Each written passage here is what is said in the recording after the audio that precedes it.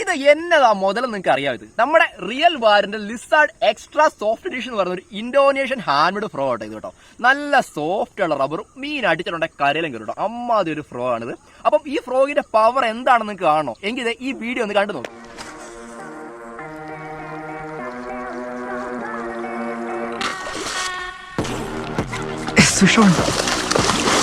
എന്റെ പൊന്നു,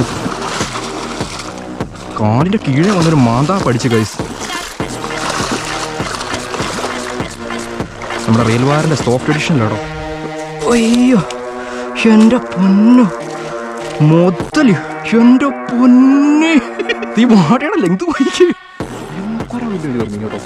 എങ്ങനെ 3 kg പ്ലസ് വരുന്ന കേട്ടോ. നമ്മുടെ റിയൽ വാരിയറിന്റെ സോഫ്റ്റ് എഡിഷൻ വായി കഴിയുന്നുണ്ടോ? മാന്താ പൊളി.